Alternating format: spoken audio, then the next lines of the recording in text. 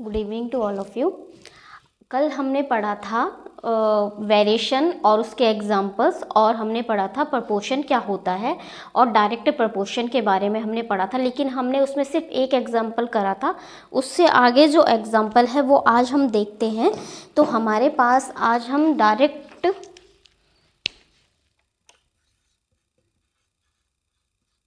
Proportion,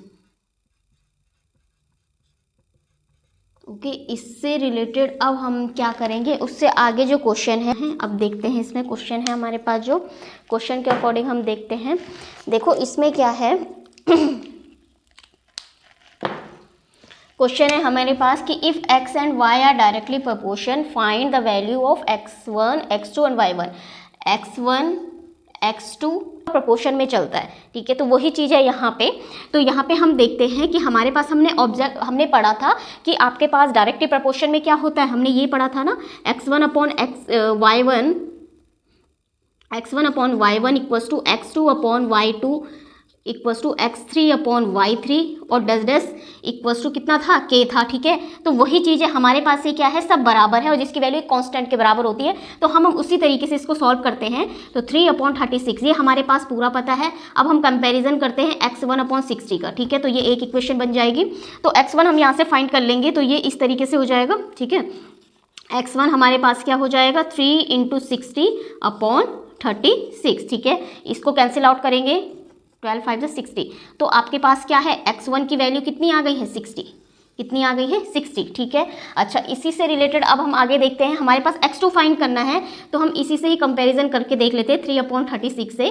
तो x2 upon 90, क्योंकि ये सारे के सारे आपके पास क्या है, इक्वल है। ये है ना, हमने ये पढ़ा था आपके पास किसमें, डायरेक्ट प्रोपोर्शन की डेफिनेशन में। तो अब ये भी इसी तरीके से होगा, x2 equals to 3 into 90 upon 36, और ये हो जाएगा 3 और 12, ये 96 है, ओके। ये वाला पार्ट जो है ये 96 है, यहाँ पे मैंने 90 लिखा है, तो सॉरी इस चीज़ के लिए, ये 90 है, 96 है, ठीक है। तो ये हो जाएगा आपके पास 12 8 जा 96, और x2 की वैल्यू कितनी आ जाएगी, 96, ठीक है। एक ये हो गया हमारे पास। देखो हमें x1 भी मिल गया, x2 भी मिल गया। अब y1 फाइंड करते हैं, ठीक है। तो y1 हम कैसे फाइंड करेंगे, यहीं पे देख लेते हैं। y1 हमारे पास कैसे मिलेगा, y1 इक्वल्स टू कितना हो जाएगा आपके पास, 3 upon 36 equals to 10 upon y1, और इसकी वैल्यू कितनी हो जाएगी, y1 equals to 10 into 36 upon 3, ठीक है। ये ऊपर इधर आ जाएगा, ये इधर चला जाएगा और 3 यहाँ पे आ जाएगा, तो वही सेम है आपका। तो इसमें क्या है, 3 1 जा 3, तो ये कितना आ जाएगा, 120, ठीक है। तो हमने अभी फाइंड करी वैल्यू, देखो इसकी कितनी आई थी वैल्यू, x1, तो ये आई थी हमारे पास आई थिंक 5, ठीक है। इसकी वैल्यू हमारे पास 5 आई थी। यहाँ पे आपकी x2 की वैल्यू कितनी आ रही है, 8 आ रही है। कितनी आ रही है, 8। मैंने गलती से 96 लिख लिया है, तो x2 की वैल्यू 8 है। इसकी वैल्यू कितनी थी, 5, और y1 की वैल्यू कितनी आ गई, 120, ठीक है। तो यहाँ पे लिख लेती हूँ मैं x1 की वैल्यू, एक बार चेक कर लेती हूँ कितना था, 3 इंटू 36, 3 इंटू 60 ऑन 36, हाँ 5 ही था इसकी वैल्यू, ठीक है। तो ये आ जाएगी, x1 की वैल्यू 5 थी, x2 की वैल्यू हमारे पास कितनी मिल गई है, 8, और y1 की वैल्यू कितनी मिल गई हमारे पास, 120, ठीक है। इस तरीके से हमने सिर्फ इस वाली जो हमने डेफिनेशन पढ़ी थी उस पर पुट करके, और हमने क्या करना है, इसकी वैल्यू निकालनी है। तो इस तरीके से हमारा ये आंसर निकल जाएगा। नेक्स्ट इसमें एक क्वेश्चन है। अब जो क्वेश्चन स्टार्ट होते हैं उसमें सबसे पहले हमें समझ में देखिएगा कैसे करना है। इसमें एक चीज़ आपको दिख रही है, आपके पास क्या है, एक कार है 432 किलोमीटर, आपका उसमें जो पेट्रोल लग रहा है वो 36 लीटर का पेट्रोल लग रहा है, ठीक है। 36 लीटर का पेट्रोल में आपके पास गाड़ी क्या कर रही है, इतना चल रही है। अच्छा, इसमें बताना है उसने कितना डिस्टेंस कवर करा हो 25 लीटर में, ठीक है। अच्छा, एक चीज़ देखिएगा, कभी भी जब गाड़ी में ज़्यादा तेल होता है, पेट्रोल ज़्यादा होता है, तो गाड़ी क्या है, उतनी ज़्यादा डिस्टेंस को कवर करती है, ठीक है। और जितना कम तेल गाड़ी में होगा उतनी डिस्टेंस को कम कवर करेगा। तो आपके पास एक चीज़ आपको इसमें निकल के आ रही है, आपके पास कंक्लूजन क्या निकला है इसमें, कि आपके पास अगर एक चीज़ कम है तो दूसरी चीज़ में भी क्या हो रही है, कमी आ रही है, मतलब एक अगर डिक्रीज हो रहा है तो दूसरा भी डिक्रीज है, अगर एक इंक्रीज है तो साथ में दूसरा भी इंक्रीज हो रहा है। जैसे अगर पेट्रोल ज़्यादा है, ठीक है, पेट्रोल में इंक्रीजिंग हो रहा है तो आपका जो डिस्टेंस है वो भी इंक्रीज हो रहा है। अगर पेट्रोल में डिक्रीजिंग है, अगर पेट्रोल में कमी आ रही है तो आपका जो डिस्टेंस है वो भी आपकी डिक्रीज होगी, ठीक है। तो वही चीज़ इसमें चल रही है, पैरेलल में चल रही है, कोई चीज़ इंक्रीज के साथ इंक्रीज और डिक्रीज के साथ डिक्रीज। तो ये आपका डायरेक्ट प्रोपोर्शन वाला क्वेश्चन है, इससे हमें ये समझ में आ रहा है। तो उसमें अब हम ले लेते हैं एक्स और वाई। तो सबसे पहले जो हमारे पास जो ये चीज़ है, कौन सा, पेट्रोल है, तो पेट्रोल हम यहाँ पे लिख लेते हैं। जो पेट्रोल है हमारे पास, इसको हम मान लेते हैं एक्स, ठीक है। और जो हमारे पास डिस्टेंस है उसको मान लेते हैं वाई, ओके। तो ये कितना हो जाएगा आपके पास, पेट्रोल है 36 लीटर और ये हो जाएगा 432 किलोमीटर, ओके। और इसमें 25 लीटर ये क्या है आपके पास, पेट्रोल है। तो ये आपको y2 फाइंड करना है। इस तरीके से सबसे पहले इसमें इंडेक्स बनाएंगे। जब इंडेक्स बनाएंगे तो आपका ये क्वेश्चन क्या हो जाएगा, इजी हो जाएगा, ओके। तो हमने ये चीज़ इंडेक्स निकाल ली है इसमें। अब एक चीज़ देखते हैं, इसमें हमने पढ़ा था प्रपोर्शन में, क्या पढ़ा था, x1 upon y1 equals to x2 upon y2 equals to x3 upon y3 up to constant के बराबर होता है। ये चीज़ हमने पढ़ी थी इसमें, ठीक है। इसी के अकॉर्डिंग हम अब कंपैरिजन करते हैं इसमें। तो ये कितना आ जाएगा, 36 अपॉन 432, यही होगा ना, y1 ये है, x1 ये है, इक्वल्स टू 25 अपॉन y2, ठीक है।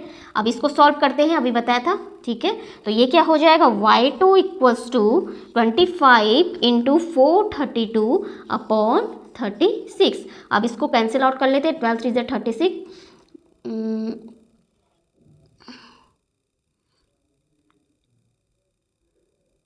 72, 3 1 3, तो ये आ जाएगा 12 5 16, 300, ठीक है। और 300 क्या है आपके पास, ये किलोमीटर है ना, तो किलोमीटर, ठीक है। तो आपके पास जो क्या आ जाएगी, डिस्टेंस आ जाएगी। तो डिस्टेंस इक्वल्स टू कितना आ गया आपके पास, यहाँ पे डिस्टेंस लिख लेते हैं। डिस्टेंस है हमारे पास, सो डिस्टेंस इक्वल्स टू कितना आ जाएगा, 300 किलोमीटर, ठीक है। ये हमारे पास इसका आंसर है, ओके। तो ये चीज़ थी इसमें, जब हमारे पास क्या था, ये समझना है कि अगर कोई चीज़ इंक्रीज़ है तो साथ में दूसरा भी उस ऑब्जेक्ट उसके साथ इंक्रीज़ हो रहा है, और अगर पहला डिक्रीज़ है तो दूसरा भी डिक्रीज़ हो रहा है, तो इसका मतलब वो डायरेक्ट प्रपोर्शन में चल रहा है। डायरेक्ट प्रपोर्शन के अकॉर्डिंग हम इस तरीके से निकालेंगे, और यहाँ पे जो चीज़ आपको फाइंड करनी है वो देखेंगे। क्वेश्चन देख लेते हैं, इसमें क्या है, अ train is moving at a uniform speed 75 kilometre per hour, ठीक है। ये इसकी क्या है, यूनिफॉर्म स्पीड है 75 किलोमीटर पर आवर एक ट्रेन की। How far will it travel in 24 minute. तो सबसे पहले इसमें बताना है कि वो कितना कवर करेगा, कितना डिस्टेंस कवर करेगा 24 मिनट में। और दूसरा है, how much time will it cover in 175 kilometre, मतलब एक में हमें डिस्टेंस दे रखी है, टाइम पूछा हुआ है, और पहले वाले में क्या है, हमें टाइम दे रखा है और डिस्टेंस पूछी है, ठीक है। तो इसमें से हम देख लेते हैं, हमारे पास जो एक चीज़ निकल के आ रही है, 75 किलोमीटर पर आवर दे रखा है, मतलब हमारे पास एक चीज़ दे रखी है 1 आवर में कितना चल रहा है, ये 75 किलोमीटर, ठीक है। तो 60 आवर में कितना चलेगा, 75 किलोमीटर, ठीक है। क्यों, क्योंकि 1 आवर में आवर्स नहीं होगा, यहाँ पे आवर्स का मिनट में चेंज हो जाएगा। अब हम मिनट में क्यों चेंज कर रहे हैं, क्योंकि हमारे पास जो क्वेश्चन है ना वो मिनट में दे रखा है, तो हम मिनट में इसलिए कर रहे हैं। तो 1 मिनट में कितना आ जाएगा, 75 किलोमीटर अपॉन 60 मिनट, तो कितना आएगा, 75 अपॉन 60 किलोमीटर पर मिनट। इस तरीके से हमारे पास ये आ गया। अब हम यहाँ पे देखते हैं ये किस तरीके से निकलेगा। अब हम यहाँ पे इसमें एक इंडेक्स बना देते हैं। इंडेक्स में हमारे पास एक तरफ आएगा डिस्टेंस और एक तरफ आएगा टाइम, ठीक है। एक तरफ आएगा, ऊपर लिख देते हैं हम टाइम, नीचे लिख लेते हैं डिस्टेंस, ओके। तो यहाँ पे देखते हैं हम, हमारे पास टाइम कितना कितना आ रहा है, पहले वाले में हम देखते हैं इसमें, तो इसमें हमारे पास 75 क्या है किलोमीटर, डिस्टेंस है 60 मिनट है, ठीक है। इस वाले में 24 मिनट है, 24 मिनट है, ये हमें फाइंड करना है, माने हमको y2 फाइंड करना है। इस वाले में हमारे पास डिस्टेंस दे रखी है 175 और ये हमें फाइंड करना है x3, ठीक है। इस तरीके से ये है।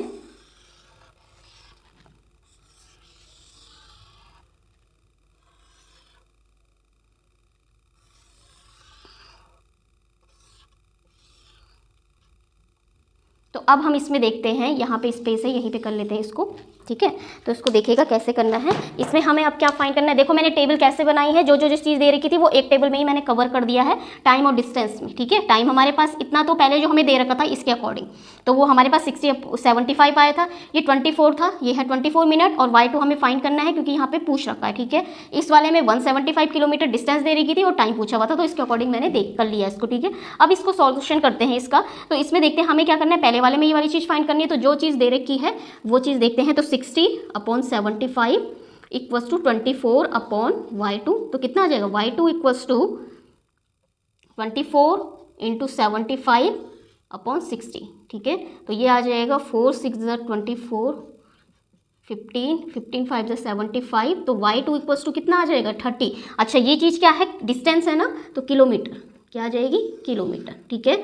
अब नेक्स्ट इसमें देखते हैं, इसमें x3 फाइंड करना है, तो क्या आ जाएगा, x3 60/75 इक्वल्स टू x3/175, तो x3 इक्वल्स टू कितना आ जाएगा, 60 × 175/75, तो ये कितना आ जाएगा, 15 5 75, 15 4 60, 5 3 15, 5 5 25, तो ये आ जाएगा 4 5 20, 140, ठीक है ना। इसको हम सॉल्व करते हैं, तो इतना ही आएगा ये। तो ये क्या है, मिनट में है, ठीक है, क्योंकि यहाँ पे क्या चीज़ है, टाइम दे रखा है ना x3 में, x3 क्या है, टाइम है, तो 140 मिनट, तो ये हमारे पास x3 मिल गया। यूनिट जरूर लिख लीजिएगा क्योंकि यहाँ पे यूनिट के अकॉर्डिंग ही काम चल रहा है, कि आपके पास अगर मिनट है इसका मतलब ये वाला क्या है, टाइम को बता रहा है, अगर आपके पास किलोमीटर है तो वो डिस्टेंस को बता रहा है, तो इस तरीके से इसकी वैल्यू निकल जाएगी। तो आज की जो क्लास है हम यहीं पे ओवर करते हैं। Thank you so much for watching, thank you.